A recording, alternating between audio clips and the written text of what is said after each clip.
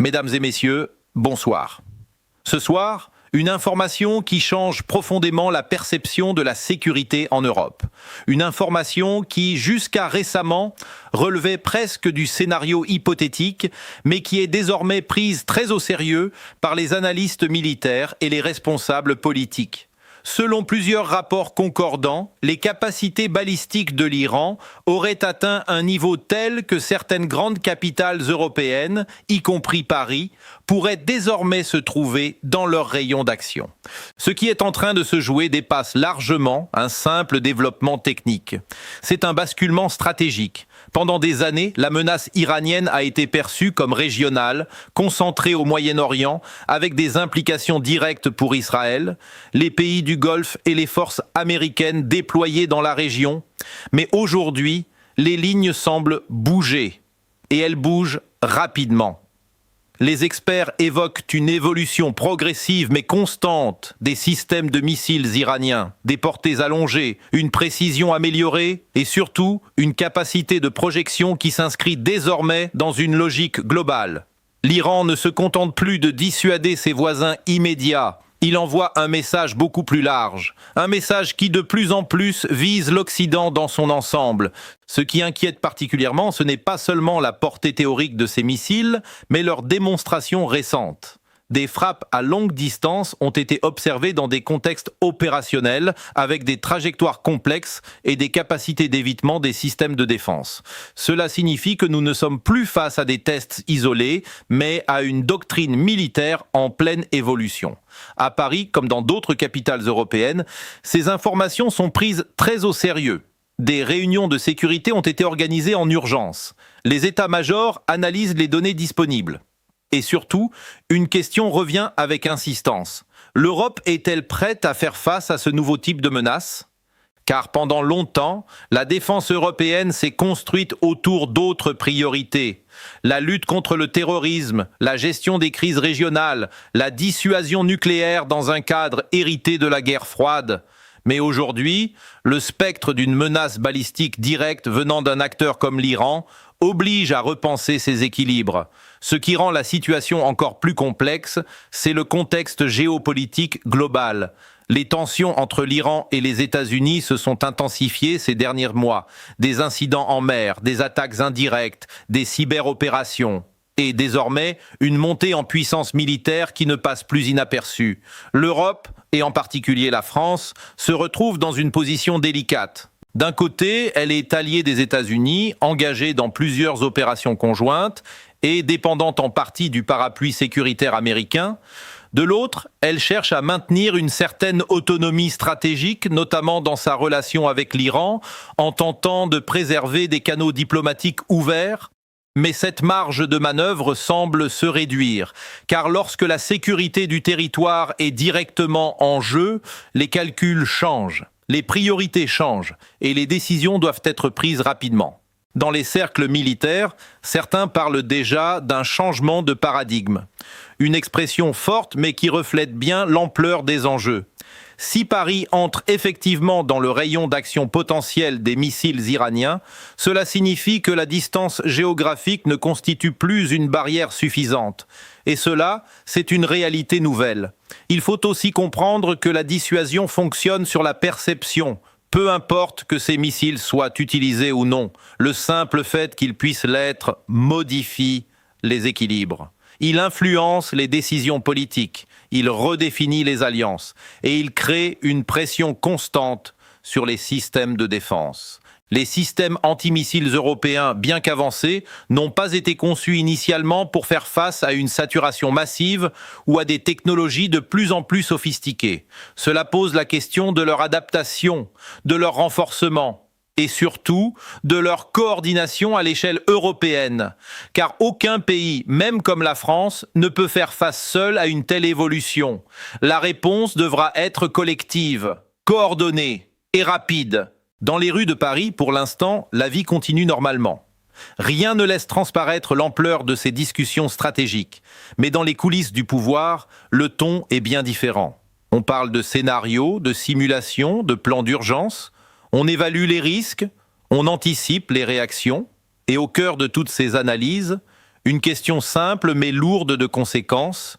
Jusqu'où cela peut-il aller ? Est-ce une démonstration de force destinée à dissuader ou les prémices d'une escalade plus large, une escalade qui pourrait à terme impliquer directement le territoire européen ? Les réponses, pour l'instant, restent floues. Mais une chose est certaine, le monde entre dans une phase d'incertitude accrue. Et l'Europe, longtemps protégée par la distance et les alliances, se retrouve aujourd'hui plus exposée que jamais. Ce soir, ce n'est pas seulement une information que nous vous rapportons. C'est un signal que les équilibres changent, que les menaces évoluent et que la sécurité telle que nous la connaissions est en train d'être redéfinie. Et dans ce nouveau paysage, chaque décision comptera. Chaque erreur pourrait avoir des conséquences majeures. Et chaque mouvement sera scruté, analysé, interprété. Nous continuerons bien sûr à suivre cette situation de très près avec toutes les informations disponibles pour vous permettre de comprendre ce qui est en train de se jouer et ce que cela pourrait signifier pour l'avenir. Car au-delà des aspects purement militaires, il y a aussi une dimension politique extrêmement sensible. Une dimension qui touche directement aux choix que devront faire les dirigeants européens dans les jours et les semaines à venir. Car face à une menace potentielle de cette nature, l'inaction n'est pas une option. Mais chaque action comporte ses propres risques. Renforcer les défenses, c'est envoyer un signal de préparation, mais aussi de tension. S'engager davantage aux côtés des États-Unis, c'est consolider une alliance historique, mais aussi s'exposer davantage aux représailles. À l'inverse, tenter une désescalade diplomatique peut être perçu comme un signe de faiblesse ou comme une opportunité par certains acteurs. Dans ce contexte, la France joue un rôle clé. Puissance nucléaire, membre permanent du Conseil de sécurité, acteur central en Europe, elle se trouve au cœur de l'équation. Ses décisions auront un impact bien au-delà de ses frontières. Certains responsables politiques appellent déjà à une réponse ferme. Ils estiment que l'Europe ne peut pas se permettre de rester en retrait face à une évolution aussi préoccupante. D'autres, au contraire, plaident pour la prudence. Ils rappellent que l'escalade est souvent rapide, imprévisible et difficile à contrôler une fois enclenchée. Mais pendant que ces débats se poursuivent, les capacités, elles, continuent d'évoluer. Les technologies avancent. Les systèmes se perfectionnent et les marges d'erreur se réduisent. Il faut également évoquer un autre élément souvent moins visible mais tout aussi important, la guerre de l'information. Car dans ce type de crise, la perception compte autant que la réalité. Les annonces, les images, les déclarations, tout est calibré, analysé, amplifié. Chaque camp cherche à démontrer sa force, sa détermination, sa capacité de réponse.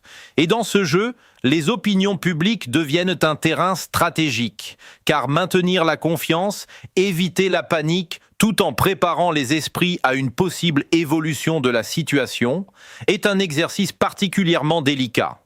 En France, pour l'instant, les autorités se veulent rassurantes. Elles insistent sur le fait que le pays dispose de capacités de défense avancées, d'un système de dissuasion crédible et d'une coordination étroite avec ses alliés. Mais en parallèle, les dispositifs de surveillance et d'alerte ont été renforcés. Dans certains milieux spécialisés, on parle déjà de réévaluer certaines infrastructures critiques, les sites sensibles, les réseaux énergétiques, les centres de commandement. Tous pourraient devenir des cibles potentielles dans un scénario extrême. Et cela implique une préparation à tous les niveaux. Il y a aussi une question que beaucoup se posent, sans toujours oser la formuler clairement. Sommes-nous entrés dans une nouvelle ère où les conflits ne connaissent plus de frontières réelles, une ère où la distance géographique ne protège plus, où la technologie abolit les limites traditionnelles et où chaque point du globe peut devenir, en théorie, une zone d'impact? Si c'est le cas, alors les doctrines de défense devront évoluer en profondeur. Les investissements devront suivre. Et les mentalités aussi. Ce qui est frappant, c'est la rapidité avec laquelle cette situation a émergé dans le débat public. Il y a encore peu de temps, l'idée que Paris puisse être directement concerné par des capacités balistiques iraniennes semblait lointaine, presque abstraite. Aujourd'hui, elle est discutée, analysée, prise en compte, et cela change tout. Cela change la manière dont les citoyens perçoivent leur sécurité. Cela change la manière dont les gouvernements communiquent. Et cela change la manière dont les alliances se structurent. Car face à une menace globale, la réponse ne peut être que globale, mais encore faut-il qu'elle soit cohérente, coordonnée et efficace. Dans les capitales européennes, les consultations se multiplient, des réunions se tiennent à huis clos, des scénarios sont envisagés, et surtout, des lignes rouges sont discutées. Jusqu'où peut-on aller sans provoquer une escalade? À partir de quel moment une réponse devient inévitable? Ce sont des questions complexes, sans réponse simple. Et pendant ce temps, sur le terrain, les signaux continuent de s'accumuler. Des mouvements de troupes, des exercices militaires, des déclarations de plus en plus fermes, autant d'éléments qui alimentent un climat de tension croissante. Il ne s'agit pas à ce stade de céder à l'alarmisme, mais il serait tout aussi dangereux de minimiser la portée de ces évolutions. Car l'histoire récente nous a montré que les crises peuvent évoluer très rapidement, parfois en quelques heures seulement. Ce qui se joue aujourd'hui, c'est peut-être la redéfinition des équilibres de sécurité à l'échelle mondiale. Une redéfinition dans laquelle l'Europe et la France en particulier ne peuvent plus se considérer comme en retrait. La vigilance est donc de mise, la préparation aussi, et surtout la capacité à comprendre, à anticiper et à agir de manière mesurée. Car dans ce type de situation, la moindre erreur d'analyse peut avoir des conséquences considérables. Et c'est précisément pour cela que nous continuerons à suivre de très près tous les développements, à décrypter les informations et à vous apporter les éléments nécessaires pour comprendre une situation qui, vous l'aurez compris, est en constante évolution et dont les implications pourraient être majeures pour l'avenir de la sécurité en Europe et au-delà. Si vous le souhaitez, nous pouvons maintenant approfondir un autre aspect de cette crise ou revenir sur les éléments clés que nous venons d'évoquer. Car en réalité, il existe encore une dimension que l'on ne peut pas ignorer dans cette crise et qui pourrait bien être la plus déterminante, celle des intentions réelles. Car une capacité militaire, aussi avancée soit-elle, ne prend tout son sens que lorsqu'elle s'inscrit dans une stratégie claire, et c'est précisément là que les zones d'ombre persistent. Que cherche réellement l'Iran à démontrer aujourd'hui? Est-ce une posture de dissuasion destinée à empêcher toute intervention directe, ou s'agit-il d'un signal plus offensif qui pourrait annoncer une phase nouvelle, plus risquée, plus imprévisible? Dans les milieux du renseignement, les analyses divergent. Certains estiment que Téhéran cherche avant tout à rééquilibrer le rapport de force face aux États-Unis et à leurs alliés. En élargissant son spectre de portée, l'Iran enverrait un message simple. Aucun territoire n'est totalement hors d'atteinte. D'autres, en revanche, mettent en garde contre une lecture trop rassurante. Ils rappellent que dans un contexte de tensions accrues, les erreurs de calcul sont fréquentes. Une démonstration de force peut être mal interprétée. Une réponse jugée proportionnée par un camp peut être perçue comme une provocation par l'autre. Et c'est souvent dans ces zones grises que les crises basculent. Il faut aussi prendre en compte un facteur souvent sous-estimé, la vitesse de réaction. Aujourd'hui, les systèmes d'alerte, les chaînes de commandement, les décisions politiques, tout doit se faire dans des délais extrêmement courts, parfois en quelques minutes. Cela réduit considérablement le temps de réflexion et augmente mécaniquement le risque d'escalade involontaire. Dans ce contexte, la question des alliances devient centrale. L'OTAN, bien sûr, reste un pilier de la sécurité européenne, mais sa capacité à réagir face à une menace de ce type est scrutée avec attention, car il ne s'agit plus seulement de défendre des frontières terrestres, mais de faire face à des attaques potentielles venues de très loin, à très grande vitesse.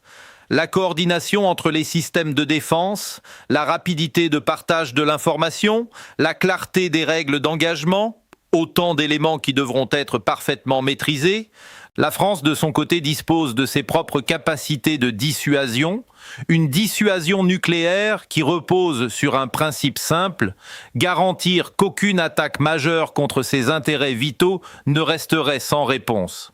Mais là encore, la question se pose. Comment adapter cette doctrine à des menaces plus diffuses, plus hybrides, parfois indirectes? Car les conflits modernes ne se limitent plus à des affrontements classiques. Ils incluent des cyberattaques, des opérations d'influence, des actions asymétriques et désormais des démonstrations de capacités à très longue portée. Dans les centres d'analyse stratégique, certains parlent déjà d'une zone de confrontation élargie. Une zone où les lignes entre paix et conflit deviennent de plus en plus floues, où les actions ne sont pas toujours revendiquées et où la pression peut s'exercer de manière constante sans franchir explicitement le seuil de la guerre ouverte. C'est dans ce contexte que les autorités françaises et européennes doivent naviguer, trouver un équilibre entre fermeté et retenue, entre préparation et apaisement, entre visibilité et discrétion. Car chaque déclaration publique peut avoir un impact, chaque mot est pesé, chaque silence aussi. Du côté de l'opinion publique, les réactions commencent à émerger, les questions se multiplient, les inquiétudes aussi, parfois. Mais pour l'instant, il n'y a pas de mouvement de panique. Et cela s'explique en partie par la volonté des autorités de maîtriser la communication, de ne pas alimenter une inquiétude excessive, tout en restant transparente sur les enjeux. Mais à mesure que les informations circulent, que les analyses se diffusent, il devient de plus en plus difficile d'ignorer la portée de cette évolution. Car au fond, ce que cette situation révèle, c'est une transformation profonde de l'environnement stratégique mondial.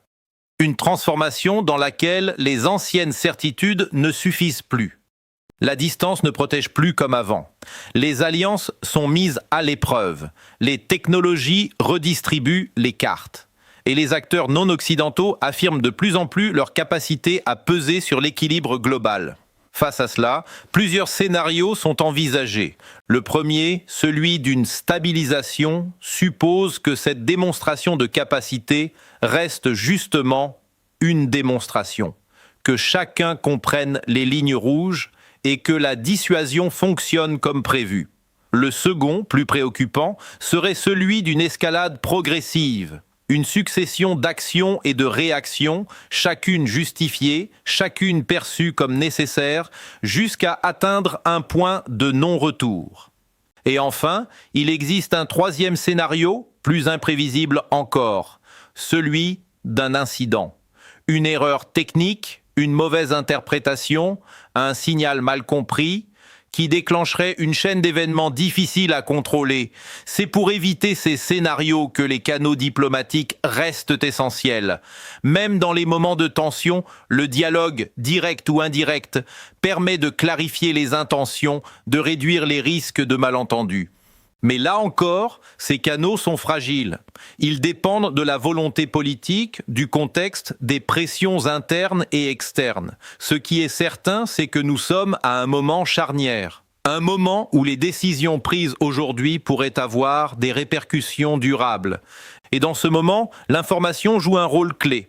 Comprendre, analyser, contextualiser, pour ne pas subir les événements, mais tenter de les anticiper.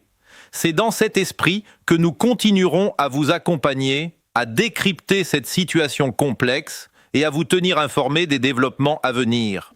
Car ce qui se joue ici dépasse largement un simple rapport de force militaire. Il s'agit d'un équilibre global, d'une stabilité fragile et peut-être d'un tournant dans la manière dont le monde envisage sa propre sécurité. Et à ce stade, une autre question commence à émerger avec de plus en plus d'insistance dans les cercles stratégiques, celle de la préparation réelle des sociétés face à ce type de menaces.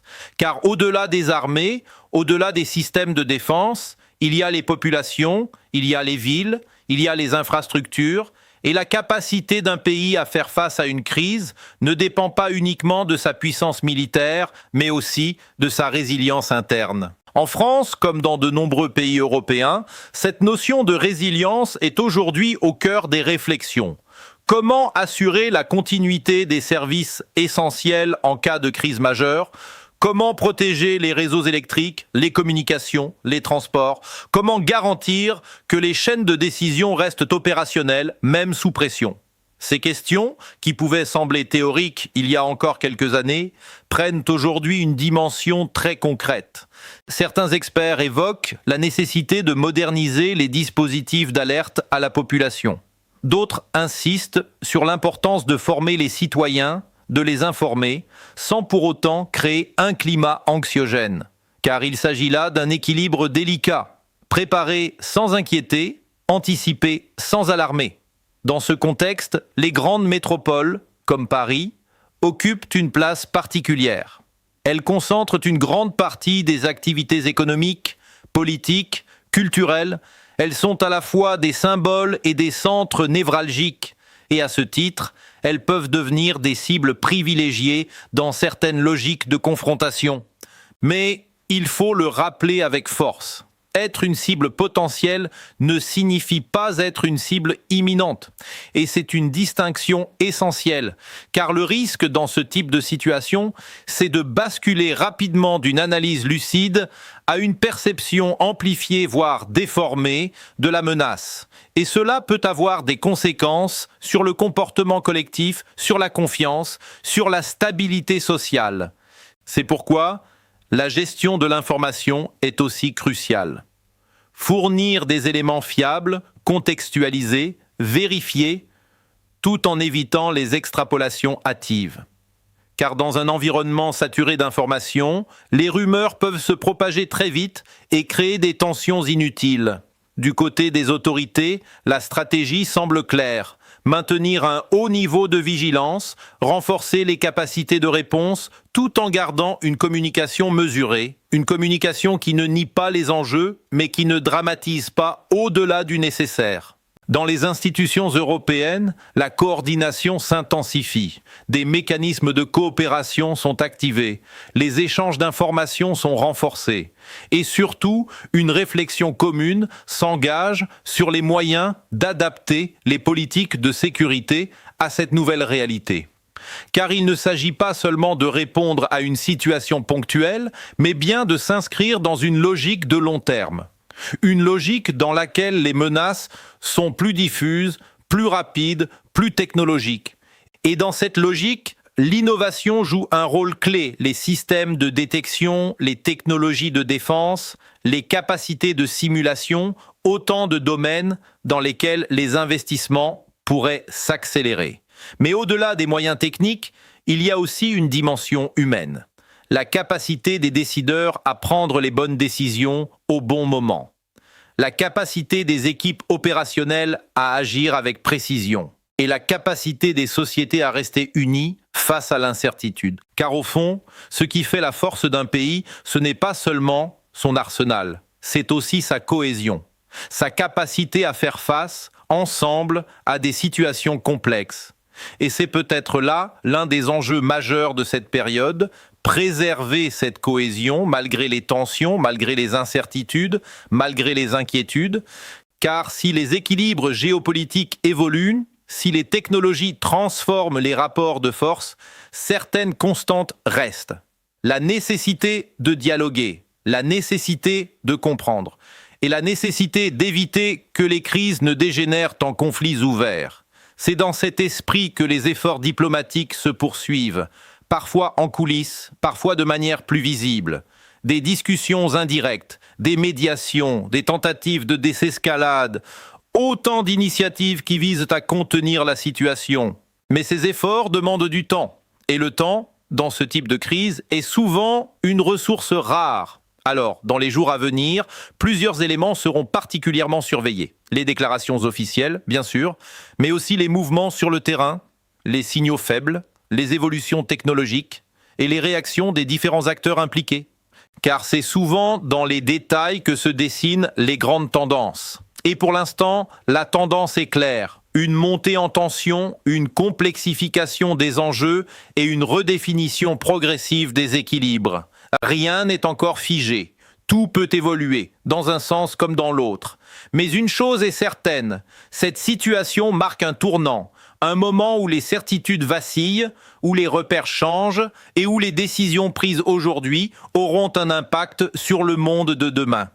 C'est pourquoi il est essentiel de rester informé, de garder du recul et de suivre avec attention les développements à venir. Car derrière les mots, derrière les analyses, derrière les chiffres, ce sont des choix stratégiques majeurs qui se préparent. Des choix qui pourraient à terme redéfinir la manière dont l'Europe envisage sa sécurité, sa place dans le monde et son avenir. Nous continuerons bien sûr à vous accompagner dans cette compréhension avec rigueur, avec clarté et avec le souci constant de vous apporter une information fiable et utile dans un contexte qui, vous l'avez compris, reste en constante évolution. Et avant de refermer cette édition, il est important de prendre un instant de recul. Car au-delà des tensions, des déclarations et des scénarios envisagés, une réalité s'impose. Le monde traverse une phase de transformation rapide où les repères évoluent, où les équilibres se redessinent et où chaque décision peut avoir des conséquences bien au-delà de ce que l'on imagine. Ce que nous avons évoqué ce soir ne doit pas être interprété comme une certitude d'escalade, mais comme un signal d'alerte. Un signal qui invite à la vigilance, à la réflexion et surtout à la responsabilité. Responsabilité des dirigeants dans leurs choix et leurs engagements. Responsabilité des institutions dans leur capacité à anticiper et à protéger. Et responsabilité collective dans la manière dont nous comprenons et réagissons face à ces évolutions. Car dans un contexte aussi sensible, garder son sang-froid est essentiel. Continuer à s'informer, à analyser, à comprendre, sans céder à la peur ni à la précipitation.